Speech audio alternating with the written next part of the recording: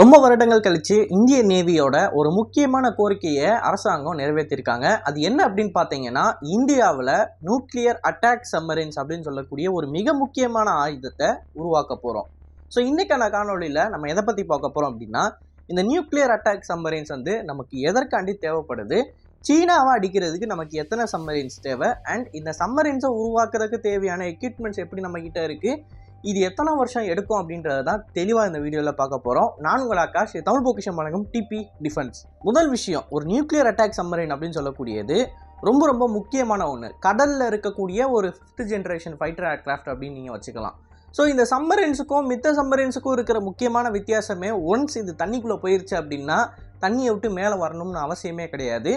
Of course அந்த சம்மரினில் இருக்கக்கூடிய வீரர்களுக்கு உணவு தண்ணி தேவைப்படும் அப்படின்ற பட்சத்தில் தான் இந்த சம்மரின் மேலே வரும். அதை தவிர்த்து இதால் ப்ராக்டிக்கலாக கடலுக்கு அடியிலேயே முழுக்க இருக்க முடியும். அதற்கான முக்கியமான காரணமே, இந்த சம்மரின்ஸ் எல்லாத்துலேயும் நியூக்ளியர் ரியாக்டரை வச்சுருப்பாங்க.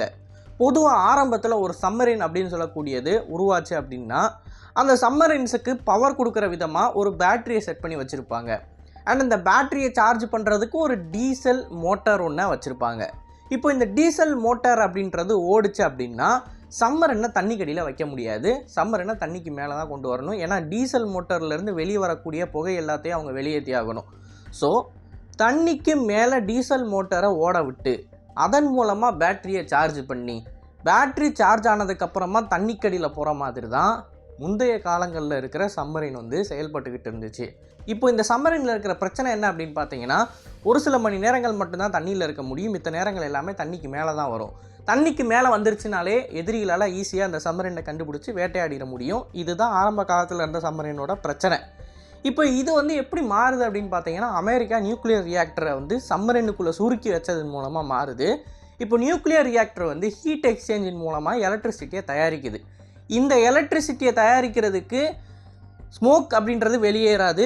ஸோ கடல் தண்ணி அப்படின்னு சொல்லக்கூடியது அபண்டண்ட்டாக இருக்கக்கூடிய ஒரு ரீசோர்ஸு. அதை வச்சு எலக்ட்ரிசிட்டி தயாரிக்கிறாங்க அப்படின்றப்ப தண்ணியை விட்டு மேலே வரணும் அப்படின்றதுக்கான ஒரு தேவையே அந்த இடத்துல இந்த சம்மரின்ஸுக்கு கிடையாது.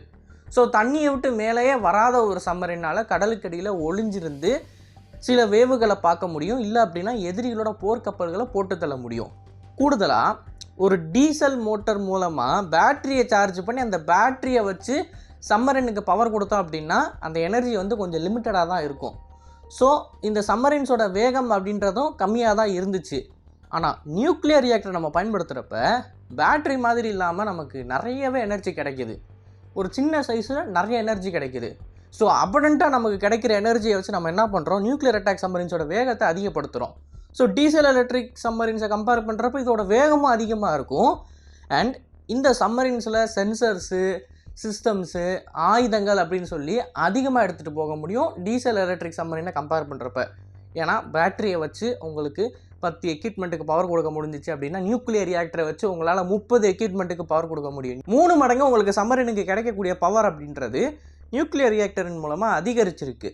ஸோ அந்த டைம்லேருந்து உலகத்தில் ஒரு ப்ளூ வாட்டர் நேவி யாராவது வச்சுருக்கணும் அப்படின்னு ஆசைப்பட்டாங்கன்னா அவங்கக்கிட்ட கண்டிப்பாக இருக்கக்கூடிய ஒரு ஃப்ளீட் இந்த நியூக்ளியர் அட்டாக் சம்மரின்ஸ். இப்போது இந்தியாவில் இருக்கிற நியூக்ளியர் அட்டாக் சம்மரின்ஸோட வரலாற்றை பார்க்கலாம். இந்தியா பல ஆண்டுகளாக, இன்ஃபேக்ட் டெக்கேட்ஸ் கணக்கில் நம்ம நியூக்ளியர் அட்டாக் சம்மரின்ஸை ஆப்ரேட் பண்ணிக்கிட்டு இருக்கோம். அது எல்லாமே ரஷ்யாவோடது. ரஷ்யா கிட்டேருந்து 10 வருஷம் லீஸ் எடுத்து அப்படின்னா நம்ம இந்த அட்டாக் சம்மரின்ஸை ஆப்ரேட் பண்ணிக்கிட்டு இருந்தோம். ரஷ்யாவோட அக்குலா கிளாஸ் சம்மரின்ஸ் தான் இது எல்லாமே. யூஎஸ்க்கு அடுத்து உலகத்திலேயே ரொம்ப டெட்லியான attack submarines and nuclear ballistic missile submarines யார்கிட்ட இருக்குது அப்படின்னா சோவியத் யூனியன் மற்றும் ரஷ்யா கிட்ட தான் இருக்குது.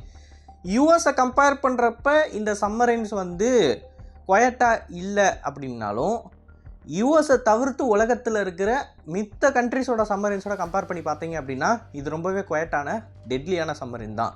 அதனால தான் இந்தியாவாகிய நம்ம இந்த சம்மரினை வாங்கி ஆப்ரேட் பண்ணிக்கிட்டு இருந்தோம். நம்மளோட 2 எதிரிகளுக்கு இந்த சம்மரின் ஒரு சிம்ம சொப்பனமாக தான் இருந்துச்சு. ஏன்னா இந்த சம்மரினோட, அதாவது இந்த ரஷ்யன் சம்மரினோட டெக்னாலஜியை மேட்ச் பண்ணுற மாதிரியான டெக்னாலஜி 2 பேர்கிட்டையுமே கிடையாது.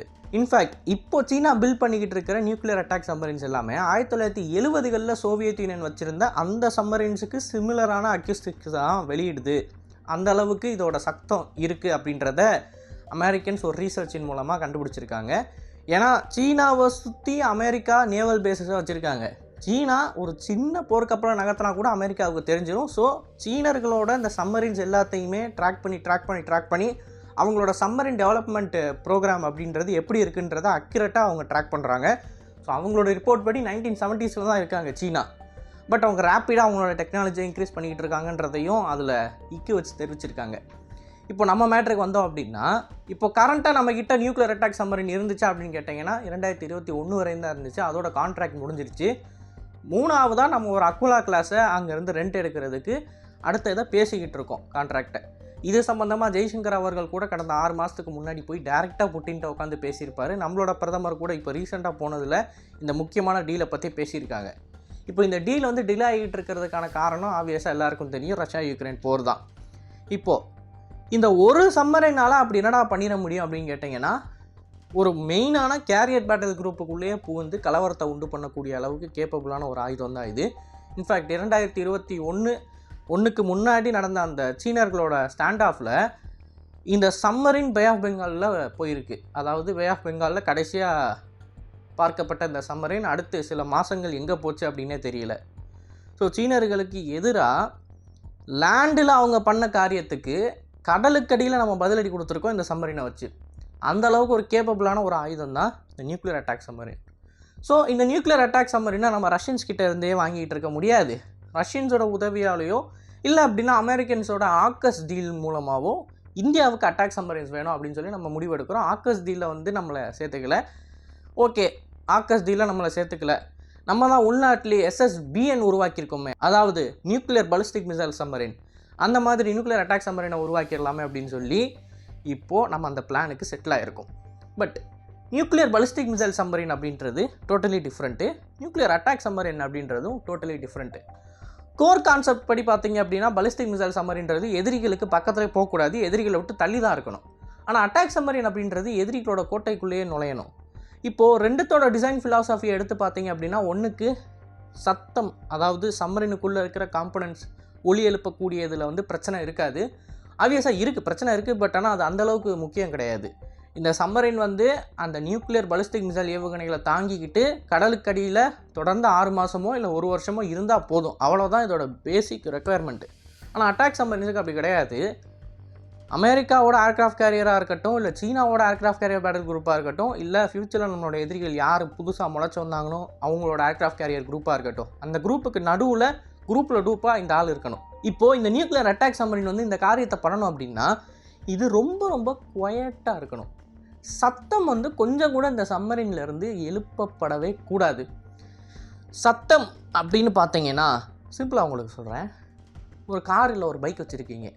இந்த காரு பைக் எல்லாமே வாங்கின புதுசில் நீங்கள் பள்ளமேட்டில் ஏற்றி இறக்குனீங்க அப்படின்னா சத்தமே வராது. ஆனால் அந்த பைக்கு கார் வந்து பழசாக நீங்கள் பள்ளமேட்டில் ஏற்றி இறக்குறப்ப எங்கெங்கேருந்தோ சவுண்டு வரும். ஸோ இந்த சவுண்டுக்கெலாம் காரணம் என்ன அப்படின்னு நீங்கள் பார்த்தீங்கன்னா காம்பனன்ட்ஸ் பழசாகிறதுனால தான். காம்பனன்ட்ஸ் பழசாகிறப்போ ஒன்றுக்கு இருக்கக்கூடிய அந்த கனெக்ஷனு, அந்த போல்ட்டு நட்டு எல்லாமே லூஸ் ஆகி இப்படி தேவையில்லாத சவுண்டெல்லாம் எழுப்புது. இப்போது ஒரு பைக்கில் வந்து சில ஆயிரம் மூவிங் பார்ட்ஸ் தான் இருக்குது, அதுவே இந்த அளவுக்கு சத்தத்தை எழுப்புது பழசாக அப்படின்னா சம்மரினில் பல கோடி மூவிங் பார்ட்ஸ் இருக்குது. இது எல்லாமே பழசாக எவ்வளோ பெரிய சத்தத்தை எழுப்போம். ஸோ ஒரு சம்மரின் வந்து நம்ம கட்டி முடிக்கிறோம் அப்படின்னா ஒரு சில வருஷங்கள் மட்டும்தான், அது புதுசாக இருக்கிறப்ப மட்டும்தான் குவைட்டாக இருக்கும். அந்த வருஷத்தை தாண்டிடுச்சுன்னா அதை திருப்பி குவைட்டாக்குறது வந்து மிகப்பெரிய தலைவலி. இதை தான் அமெரிக்கன்ஸ் வந்து பெஸ்ட்டாக பண்ணிக்கிட்டு இருக்காங்க. அமெரிக்கன் நியூக்ளியர் அட்டாக் சம்மரின்ஸ் வந்து வாங்கின புதுசில் எப்படி இருந்துச்சோ, கட்டின புதுசில் எப்படி இருந்துச்சோ அதே மாதிரி தான் இப்போ வரைக்கும் அவங்க மெயின்டைன் பண்ணிக்கிட்டு இருக்காங்க. அதற்கான காரணம் ஒவ்வொரு நட்டு, ஒவ்வொரு போல்ட்டு, ஒவ்வொரு இன்ஸ்ட்ருமெண்ட்டு. உதாரணத்துக்கு அங்கே வந்து ட்ரெட்மில் இருக்குது, அதாவது சோல்ஜர்ஸை ஃபிசிக்கலி கேப்பபிளாக வச்சுக்கிறதுக்கு ஜிம் எக்யூப்மெண்ட்ஸ்லாம் இருக்குது. அந்த ஜிம் எக்யூப்மெண்ட்ஸில் எந்த அளவுக்கு இன்சுலேஷன் கொடுக்கணும், ட்ரெட்மில்லில் ஒருத்தர் ஓடுறப்ப அந்த ட்ரெட்மில் வைப்ரேட் ஆகி அந்த சத்தம் வந்து சம்மரினோட லொக்கேஷனை காட்டிடக்கூடாது அப்படின்னு சொல்லி அதில் வந்து ஸ்ப்ரிங் மவுண்ட்ஸை போடுறதா இருக்கட்டும், ஒவ்வொரு எக்யூப்மெண்ட்லேருந்து வெளியே வரக்கூடிய வைப்ரேஷன் அரெஸ்ட் பண்ணுறதா இருக்கட்டும், இந்த மாதிரி அட்டென்ஷன் டு டீட்டெயில்ஸ்லாம் அமெரிக்கன்ஸ் அவங்களோட முக்கியமான ஒரு விஷயத்தை பண்ணியிருக்காங்க. அண்ட் அது மட்டும் இல்லாமல் ப்ரொபல்ஷன் டெக்னாலஜி, பின்னாடி இருக்கக்கூடிய ப்ரொப்பலர், அந்த ப்ரொப்பலர் வந்து ஒரு சவுண்டை வெளியிடும். அந்த சவுண்டை எப்படி குறைக்கிறது அப்படின்னு சொல்லியும் டிசைன் ரீதியாக சில மாடிஃபிகேஷன்ஸை பண்ணுவாங்க. இதில் வந்து ரஷ்யன்ஸ் வந்து ரொம்ப முன்னாடி இருக்காங்க ப்ரொப்பலரோட டிசைனில். பட் ப்ரொப்பலரோட டிசைனில் வந்து அவங்க எடுத்த அட்வான்டேஜை சம்மரின்குள்ளே இருக்கிற காம்போனன்ட்ஸ் ஒலி எழுப்பி அதை குறைச்சி விட்டுருது. பட் அமெரிக்கன் சைடில் வந்து எல்லாத்துலேயுமே ஓரளவுக்கு கான்சென்ட்ரேட் பண்ணி சம்மரினை ரொம்ப குவைட்டாக மாற்றிருக்காங்க. இப்போது இதுதான் சம்மரின்ஸை வந்து ஓவராலாக நான் சொல்லணும் அப்படின்னா அதோட சைலன்ஸை கொண்டு வரதுக்கு நம்ம பார்க்க வேண்டிய ஒரு விஷயம். இது தனி நிறையா இருக்குது. பட் நம்ம டீட்டெயில்டாக போனோம் அப்படின்னா அதை பற்றி தனியாக ஒரு வீடியோ போடணும். இப்போது இந்த சம்மரின்ஸ் எல்லாத்தையுமே குவைட்டாக நம்ம உருவாக்கிட்டோம் அப்படின்ற பட்சத்தில், ஃப்யூச்சரில் நம்ம உருவாக்கிட்டோம் அப்படின்னா அது இந்திய பெருங்கடலில் ஒரு மிகப்பெரிய மாற்றத்தை கொண்டு வரும். என்ன மாதிரியான மாற்றம் அப்படின்னு கேட்டிங்கன்னா, நம்மளால் லாங் ரேஞ்ச் பேட்ரோல் மிஷன்ஸில் ஈடுபட முடியும். இப்போது சீனர்களுக்கு எதிராக நம்ம இந்திய பெருங்கடலை தாண்டி சவுத் சைனா சீக்குள்ளேயே நுழைஞ்சு இந்த ஆப்ரேஷன்ஸை பண்ண முடியும். இப்போதைக்கு கரண்ட்டாக இந்தியாவோட சம்மரின் கேப்பபிலிட்டி அப்படின்றது நியூமரிக்கல் வைஸ் வந்து கம்மியாக தான் இருக்குது. பட் டெக்னாலஜி ஓரியன்டில் நம்ம கொஞ்சம் நல்ல ஒரு ஸ்டாண்டில் தான் இருக்கோம். நம்மளோட ஃபைட்டர் போர் விமானங்கள் மாதிரி மோசமான நிலைமையில் இல்லை. இப்போ நான் ஏன் இப்படி சொல்கிறேன் அப்படின்னா, ஏஐபி அப்படின்னு சொல்லி ஒரு புது டெக்னாலஜி ஒன்று இருக்குது. இந்த ஏஐபியின் மூலமாக சில நாட்கள் வந்து நம்ம டீசல் எலக்ட்ரிக் சம்மரின்ஸையே கடலுக்கடியில் வைக்க முடியும். ஸோ டீசல் எலக்ட்ரிக் அப்படின்றப்போ ஒரு நியூக்ளியர் ரியாக்டர் வச்சு ஆப்ரேட் பண்ணுறதை விட கொஞ்சம் குவைட்டாக தான் இருக்கும். ஆப்வியஸாக நியூக்ளியர் ரியாக்டருங்க, அதை கம்பேர் பண்ணுறப்போ உங்களுக்கு டீசல் எலக்ட்ரிக் வந்து சத்தம் கம்மியாக தான் எழுப்போம். நியூக்ளியர் ரியாக்டர் சம்மரின்ஸை விட டீசல் எலக்ட்ரிக் சம்மரின்ஸ் வந்து ரொம்ப ரொம்ப குவைட்டாக இருக்கும். இன்ஃபேக்ட் அமெரிக்காவோட நியூக்ளியர் அட்டாக் சம்மரின்ஸுக்கு எதிராக நேட்டோவோட டீசல் எலக்ட்ரிக் சம்மரின்ஸ் வந்து சண்டை போட்டப்போ டீசல் எலக்ட்ரிக் சம்மரின்ஸ் தான் ஜெயிச்சிருக்கு. ஸோ அந்த டீசல் எலக்ட்ரிக் அப்படின்றத அதோட அட்வான்டேஜஸான பொசிஷனில் வச்சு நீங்கள் ஆப்ரேட் பண்ணீங்க அப்படின்னா நியூக்ளியர் அட்டாக் சம்மரினை ஈஸியாக டீசல் எலக்ட்ரிக் வந்து போட்டு தள்ளிடும். ஆனால் அந்த ப்ளூ வாட்டர் நேவி அப்படின்னு சொல்கிறோம் பார்த்தீங்களா, அதை நம்ம அடையணும்னா டீசல் எலக்ட்ரிக் நமக்கு பத்தாது. ஏன்னா எதிரிகளோட கடலுக்குள்ளேயே போய் எதிரிகளுக்கு எதிராக டாமினேஷனை நம்ம பண்ணணும் அப்படின்னா அதுக்கு வந்து எண்டிரன்ஸ் அதிகமாக இருக்கிற இந்த மாதிரி நியூக்ளியர் அட்டாக் சம்மரின்ஸ் தான் தேவை. ஸோ ஏஐபி டெக்னாலஜிக்கும் இதுக்கும் உள்ள வித்தியாசமே இதுதான். ஏன்னா நிறைய பேர் யோசிக்கலாம், நியூக்ளியர் அட்டாக் சம்மரின்ஸ்லாம் தேவையில்லையே, ஏன்னா அந்தளவுக்கு கேப்பபிளான டீசல் எலக்ட்ரிக் இருக்குது அப்படின்னு சொல்லி கேட்குறதுனால நான் இந்த ஒரு முக்கியமான ஒரு டெஃபினேஷனை கொடுக்க வேண்டியதாக இருக்குது. இப்போ இதுதான் ஃபேக்ட்ஸு. அவங்க நம்மளோட கடலுக்குள்ளே வந்தாங்க அப்படின்னா நம்மளால் ஏஐபி பவர்டு ஒரு டீசல் எலக்ட்ரிக் சம்மரின்ஸ் வச்சு ஈஸியாக சமாளிச்சிட முடியும். அண்டு சீனர்களோட ஆன்டி சம்மரின் வார்ஃபேர் அப்படின்றதும் வந்து மிகப்பெரிய அளவில் லேக் ஆகுறாங்க. நமக்கும் கீழே இருக்காங்க ஆன்டி சம்மரின் வார்ஃபேரில். ஆன்டி சம்மரின்னா சம்மரின்ஸை லொக்கேட் பண்ணி அதை அழிக்கக்கூடிய அந்த ஒரு வார்ஃபேர், அதுக்கு தேவையான எக்யூப்மெண்ட்ஸ் நம்மகிட்ட இருக்கக்கூடிய P8 பொசைடான் மாதிரியான ஒரு கேப்பபிள் பிளாட்ஃபார்ம்லாம் இப்போ வரைக்கும் சீனர்கள்கிட்ட கிடையாது. ஸோ சம்மரின்ஸை ஐடென்டிஃபை பண்ணி அதை அட்டாக் பண்ணக்கூடிய கேப்பபிலிட்டி நம்மக்கிட்ட பெஸ்ட்டாக இருக்குது. நம்மளோட கடல் பகுதிக்குள்ளே வந்துட்டாங்க அப்படின்னா நம்மக்கிட்ட டீசல் எலக்ட்ரிக் சம்மரின்ஸ் வந்து பெஸ்ட்டாக இருக்குது. அதை வச்சு நம்மளால் இதை அட்டாக் பண்ணிட முடியும்.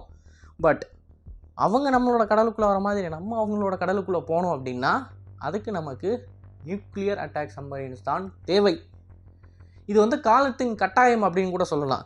இப்போதைக்கு இந்த சம்மரின்ஸை பில்ட் பண்ணுறதுக்கு நம்ம இவ்வளோ தூரம் காசு செலவு பண்ணுறதுக்கு ஒரு ஏர்க்ராஃப்ட் கேரியரை பில்ட் பண்ணிடலாமே அப்படின்னு சொல்லி நிறைய பேர் கேட்குறாங்க.